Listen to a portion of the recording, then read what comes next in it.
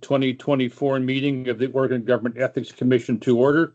Most of you know me, but my name is Dave Fiscum, and I am Vice Chair of the Commission, acting today to chair the meeting. With members both in the Salem office and online, we have a quorum as follows. Commissioner Jonathan Thompson is here to my left in the office. Commissioner Alicia McCauley is online.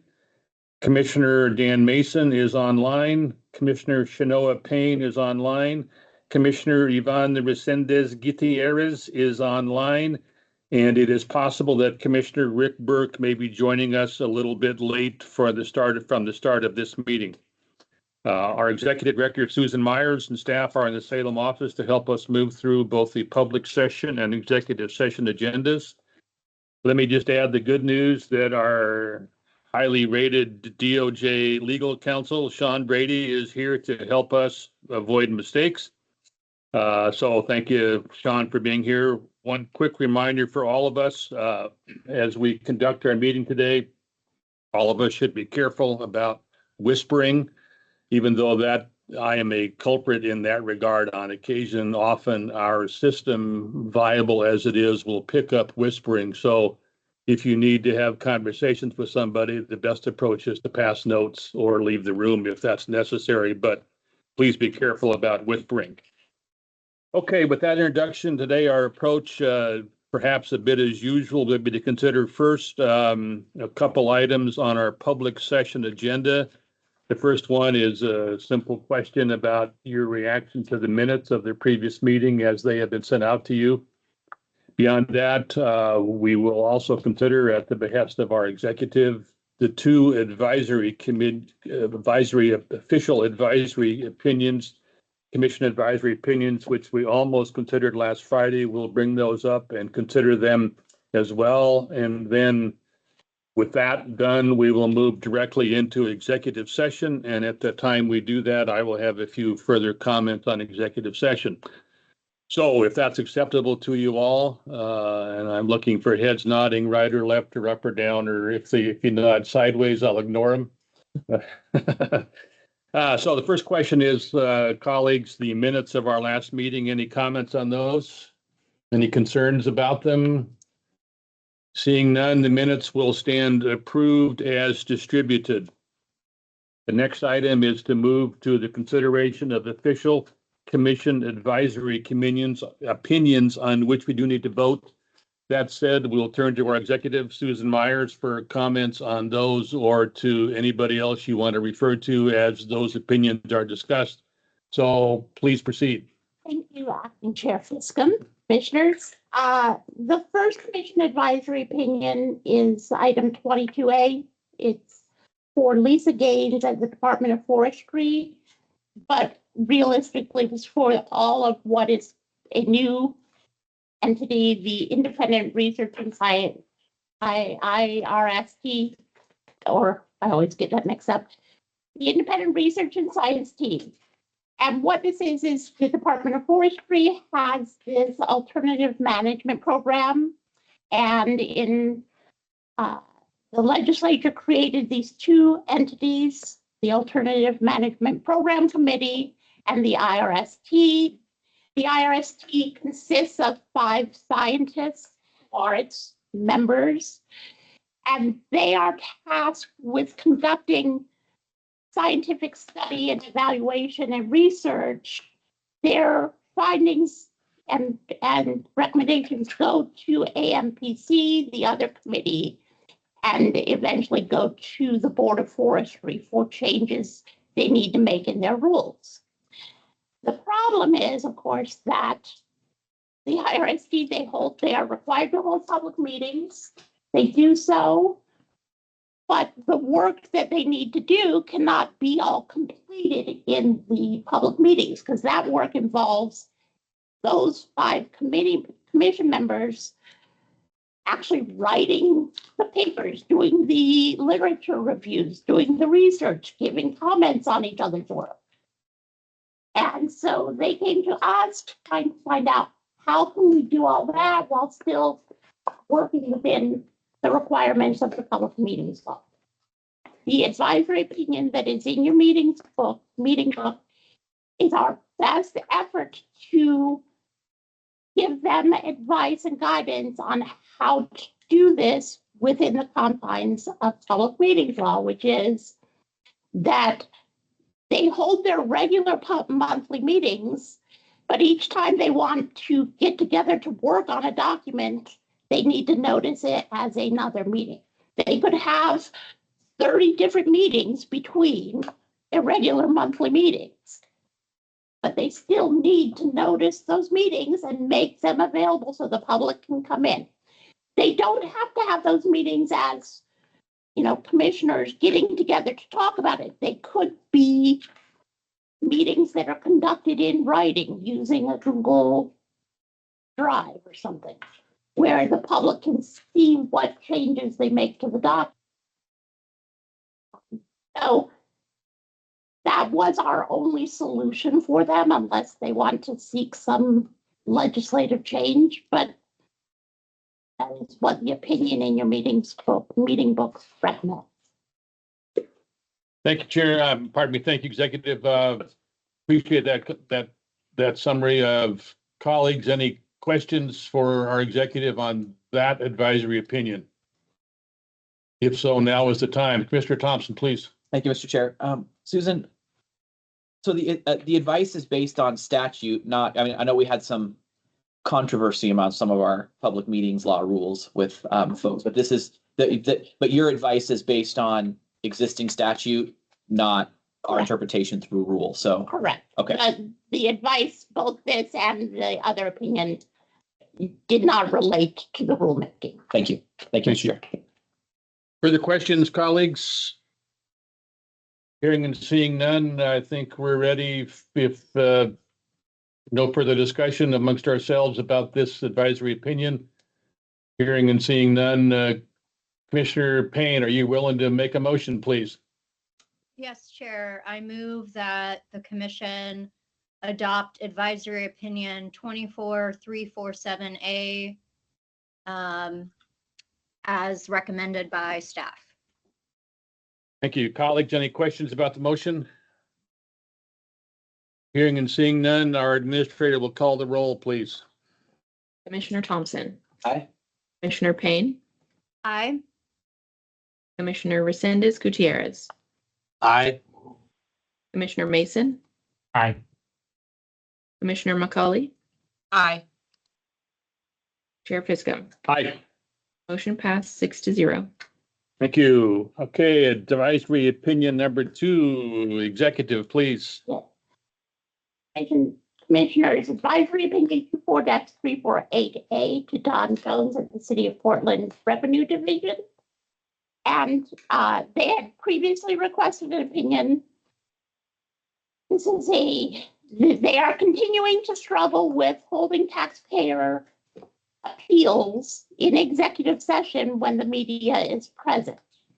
And they were hoping that the commission would be able to say that the judicial proceeding exception in ORS 192-691J or any other exception would allow them to either not hold them as meetings subject to public meetings law or otherwise allow them to hold the taxpayer appeal hearings outside the presence of the media. And the opinion that is in your meetings book says, no, they do not qualify for the judicial proceeding exception, and that we have no other exceptions that would apply to their situation. Thank you, executive. Colleagues, questions on this based on the report you've just heard on this advisory opinion, proposed advisory opinion? Any questions? Hearing and seeing none, I'm ready for a motion. Commissioner Payne, please. Yes, Chair. I move that the commission approve the advisory opinion 24-34A as recommended by staff. Thank you. Any questions about the motion, colleagues? Hearing and seeing none, the administrator will call the roll, please. Commissioner Payne.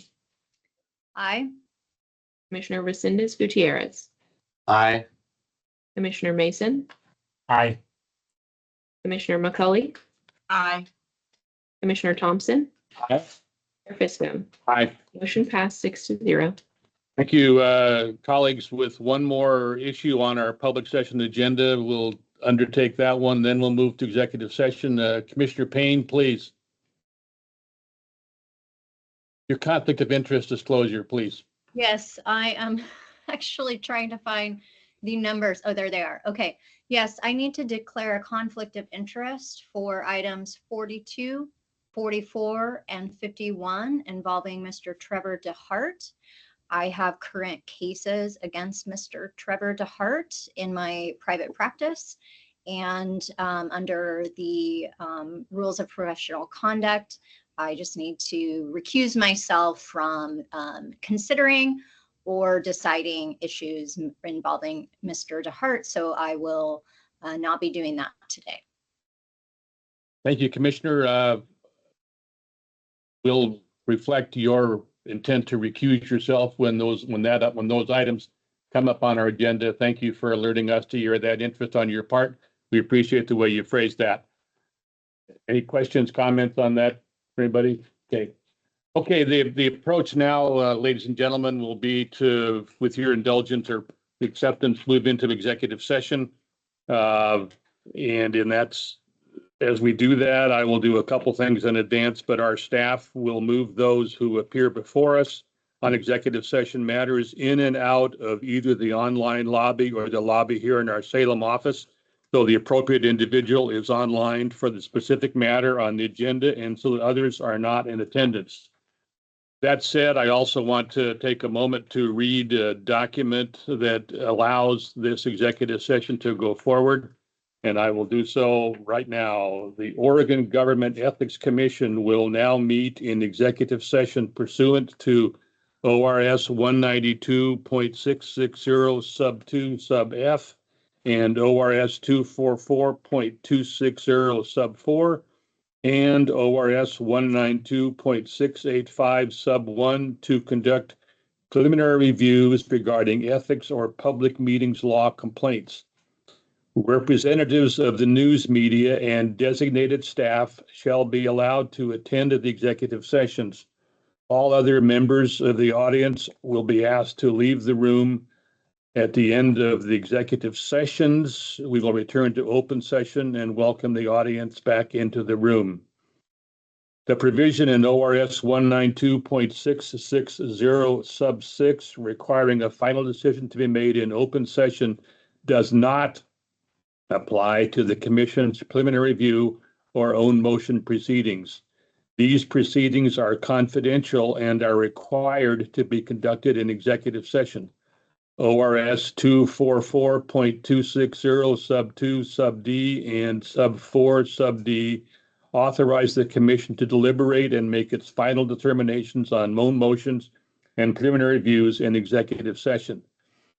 Representatives of the news media are specifically directed that they may report on the preliminary review proceedings in a case, including the Commission's deliberations and the final determination made only after the Commission has made its final determinations and adjourned the executive session. This applies only to their preliminary review executive sessions. Following the conclusion of the meeting, the Commission will publicly disclose and post the audio and video recordings of the preliminary review executive sessions.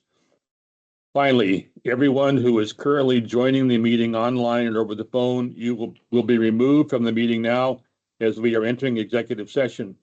If your case is being heard in executive session, you will need to rejoin the meeting where you will be held in a virtual meeting waiting room until the Commission is ready to hear your case. Our staff will text you on the number you provided them to let you know when we are about to hear your case. That's the commentary, colleagues. Let me just make this is really important. Let me just make a quick comment from the chair's perspective, which I really appreciate the work that's gone into preparing this document by our staff and by legal counsel. As you know, because we deal with executive session matters all the time that apply to others, this is a very important set of comments for us to make, but our proceedings. So thank you for drafting that material for our review and consideration. That said, colleagues, we'll now move into executive session. The door will be closed to our meeting. And anybody online will be removed temporarily. And as soon as our staff accomplishes those objectives, we will proceed. Audience here, thank you for your patience.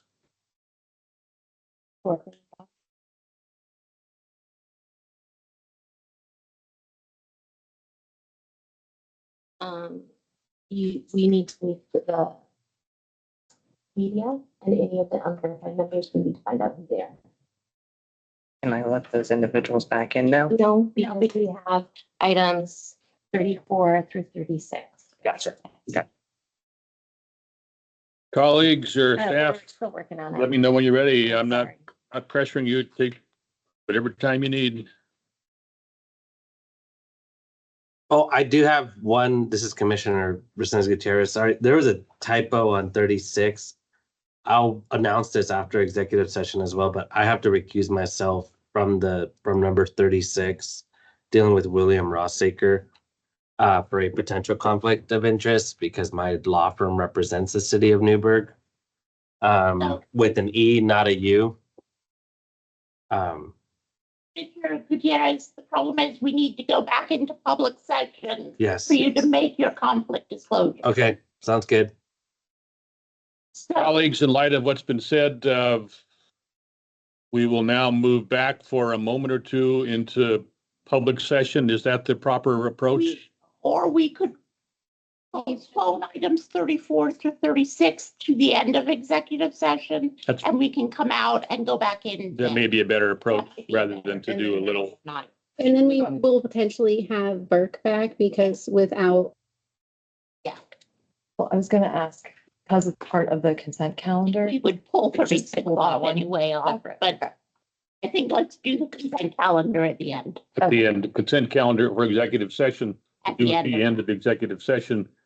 And we'll deal with the issues about the commissioner's comments at that point. So just to clarify, we're gonna start letting everyone back into the room Not now. because we need. No. Oh, I see what we're doing. We'll do it at the end. We'll do that at the I end. understand. Okay. So we will dispense the colleagues with items 34, 35, and 36 until the end of our executive session schedule, at which time we'll do a public session briefly to allow Mr. Gutierrez to make his comments. Then we'll go back into executive session, consider those matters. Then with the end of executive session, we can go back into public session. Is that the fair approach, executive? Okay, so the first item on our agenda when the moment arrives will be items 37 and onward. And Mr. McIntyre is now leaving. Why is he leaving? He's going